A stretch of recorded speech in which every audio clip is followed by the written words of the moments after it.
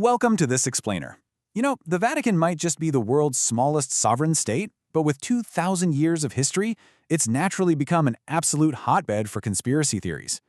It's like a giant puzzle. Today, we're going to peel back the layers of sensational rumors surrounding the Vatican and uncover the actual documented facts hidden inside. Let's see if we can separate the wild myths from the genuinely fascinating historical realities. Okay, so here's our roadmap for today. We're going to start deep inside the secret archives, then examine the World War II controversies, dive into the Vatican Bank and the whole mystery of God's banker, before finally looking out at extraterrestrials and the cosmos. Let's get right into it. Section 1. The Secret Archives. We start right at the center of all these mysteries. Now, just try to wrap your head around the sheer scale here. There are 50 miles of shelving inside this archive. 50 miles! That is 1,000 years of private papal documents. Because scholars are only allowed very limited access to these vaults, it's super easy to see why people naturally assume the church is jealously guarding these dark, history-altering secrets within those endless rows. But let's look at the actual terminology for a second.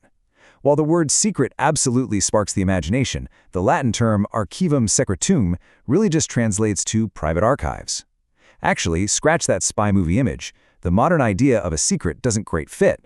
However, there is a very strict rule in place. All Vatican documents and private papers of a pope can only be accessed 70 years after that pope's reign ends. And it's exactly this strict 70-year embargo that fuels endless speculation from historians and conspiracy theorists alike. Section 2. World War II Controversies.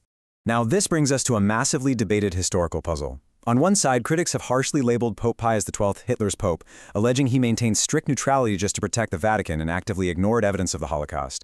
But then on the other side, many historians argued the exact opposite. They point to evidence showing the Pope secretly undermined the Nazi regime and actively harbored thousands of Jewish refugees right inside Catholic churches and even inside the Vatican itself.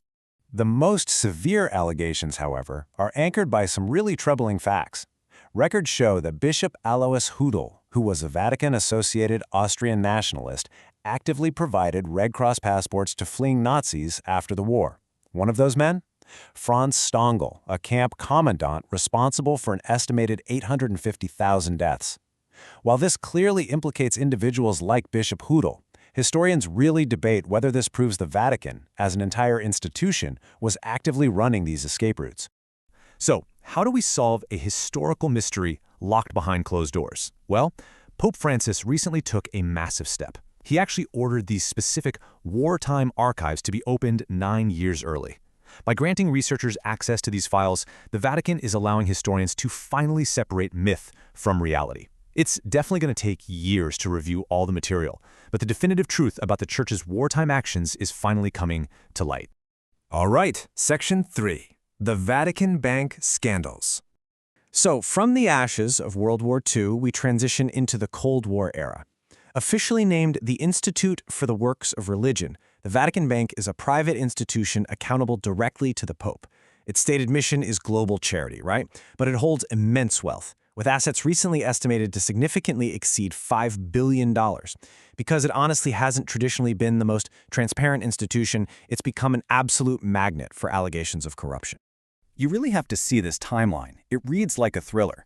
In 1978, the 65-year-old Pope John Paul I is elected, allegedly intending to clean up corruption inside the Vatican Bank.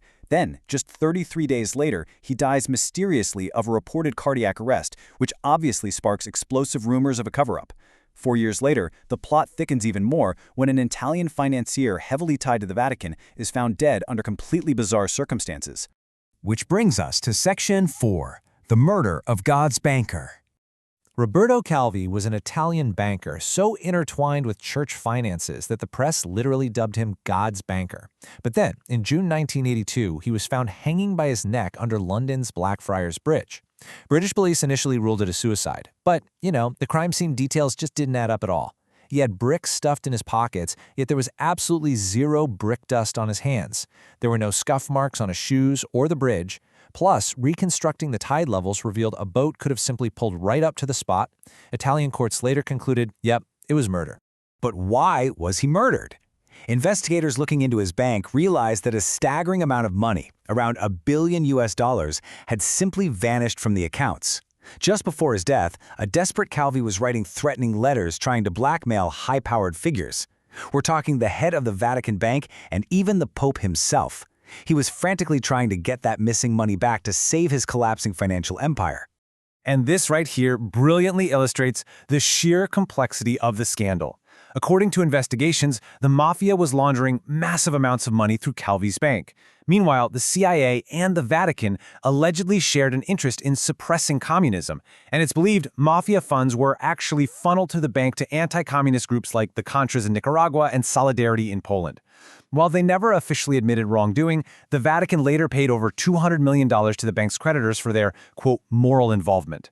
Calvi, it seems, was simply squeezed to death between the mafia, high finance, and Cold War politics. Okay, Section 5, Extraterrestrials and the Cosmos. If Cold War banking assassinations weren't bizarre enough for you, let's look up at the cosmos. The Vatican operates an advanced, state-of-the-art astronomical observatory out in Arizona, and because one of its telescope instruments cheekily happens to spell out the acronym Lucifer, conspiracy theorists have had an absolute field day. Some make astonishing claims that the Church is actively scanning the skies for incoming UFOs, believing the second coming of Christ might actually arrive in the form of an extraterrestrial being. However, the grounded reality is highly scientific and historical. The Vatican has been heavily involved in astronomy since the 16th century. Originally, they tracked heavenly bodies just to accurately calculate the liturgical calendar, like figuring out the exact date of Easter. They simply moved their telescope to Arizona in the 1990s to get away from Rome's light pollution. Today, their Jesuit astronomers aren't looking for little green men, they're proudly mapping distant galaxies and, crucially, tracking near-Earth asteroids that could potentially pose a real danger to our planet. When you put these perspectives side by side, it reveals a pretty stark contrast. While theorists insist on a secret UFO agenda, actual Vatican astronomers are quite pragmatic about the whole thing. They point to the immense size of the universe and the billions of habitable worlds out there. Their official position? Extraterrestrial life is entirely plausible. For the Church, discovering alien life wouldn't contradict their faith at all. It would simply confirm a universe far grander than humanity previously imagined. Kinda makes you wonder how we'd all react to that news, right? From telescopes tracking asteroids to bank scandals shrouded in mystery, the Vatican really remains a place where faith, history, and secrecy intersect. As we wait for that strict 70-year embargo to expire on these modern mysteries, we have to ask ourselves, when the private archives of Pope John Paul I are finally unlocked in 2048, what hidden historical realities are we going to uncover next? Will the truth finally outshine the myth? Until then, the speculation continues.